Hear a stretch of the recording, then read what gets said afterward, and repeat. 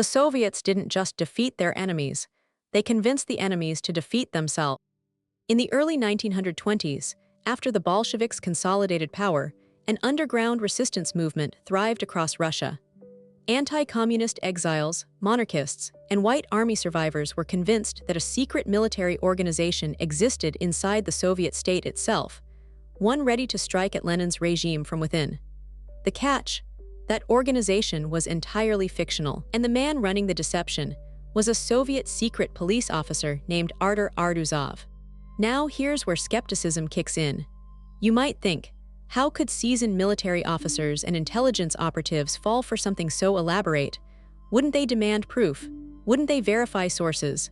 Those are fair questions, and they're exactly why Operation Trust worked so well, because it answered them.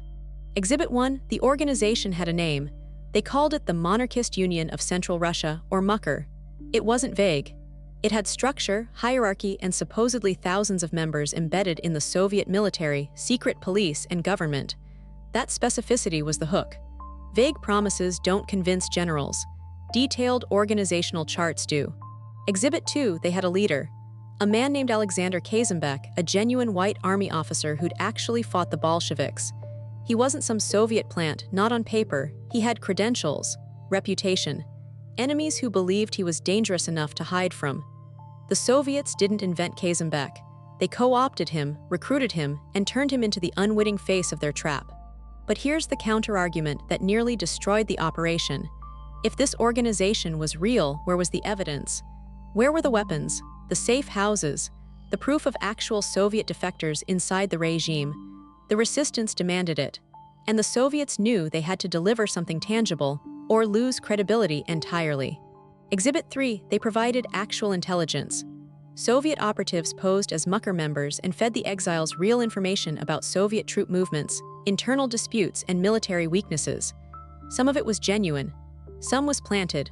All of it was credible enough to keep the exiles engaged, reporting back, and believing they were part of something real. You can't fake credibility with lies alone, you have to salt them with truth. Exhibit 4, they made contact with foreign governments. The Soviets didn't keep Operation Trust contained to Russia. They let word leak to Polish intelligence, British intelligence, and German operatives that a real anti-Bolshevik movement was brewing. International credibility. Corroboration from multiple sources. When multiple intelligence agencies believe the same story, even skeptics stop questioning it. But the operation's real genius wasn't the false intelligence or the foreign confirmations. It was the psychology. The exiles wanted to believe. They'd lost a war. They'd lost their country. The idea that a secret resistance still existed inside the Soviet state, that defeat wasn't permanent, was irresistible. The Soviets didn't have to create elaborate evidence. They just had to confirm what the exiles already wanted to be true.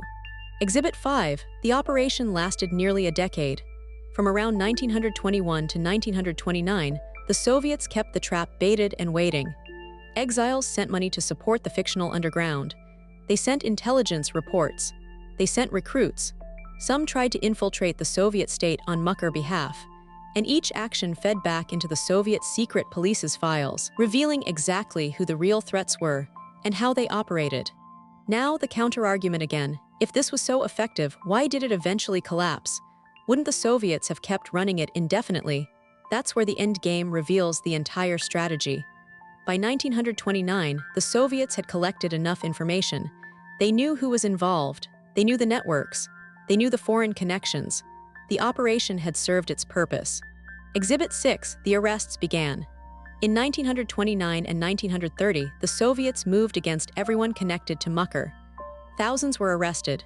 Many were executed. The resistance that had seemed so real, so organized, so close to toppling the regime, it dissolved overnight, because it never existed. It was a mechanism designed to expose every person who opposed Bolshevik rule, and it worked with surgical precision. The mechanics of Operation Trust reveal something darker than a simple hoax. This wasn't a con artist selling fake stocks. This was a state apparatus weaponizing human hope against human beings. The Soviets understood that resistance movements aren't rational. They are emotional. They're born from loss and sustained by the belief that recovery is possible. All you have to do is confirm that belief, and people will walk directly into your net. The tragedy is that some of the people caught in Operation Trust's web were genuinely trying to save their country. They weren't criminals or spies, just people who'd lost everything and refused to accept permanent defeat. The Soviets took that refusal and used it as a leash. By 1930, thousands were dead, and the anti-Bolshevik resistance inside the Soviet Union was effectively extinct. What makes Operation Trust a masterclass in deception, and why it matters for understanding how scams actually work, is that it wasn't built on lies alone. It was built on a foundation of plausible truth. Real people, real organizations, real intelligence. The false elements were woven so tightly into the genuine ones that separating fact from fiction became impossible for those inside the trap. The operation also reveals why verification is so fragile when the stakes are personal. The exiles couldn't independently confirm MUCR existence because they were in exile.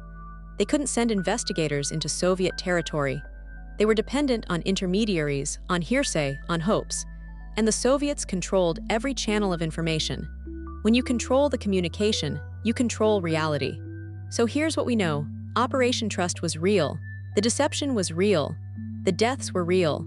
The Soviets built a fictional resistance movement from scratch, convinced thousands of exiles and foreign powers that it was genuine, and used it to systematically eliminate actual opposition to their rule.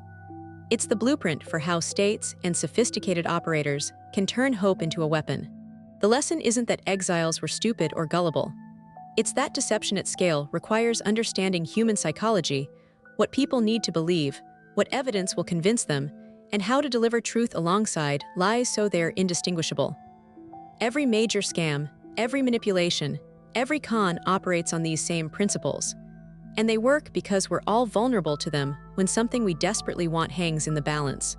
Operation Trust wasn't uncovered by accident. It was exposed because, eventually, the people running it decided the operation was complete. That's the final trap. You never know when the deception will end, so you keep believing until the evidence physically disappears. And by then, it's too late. Subscribe to uncover the unseen machinery behind history's most calculated deceptions. New cases every week.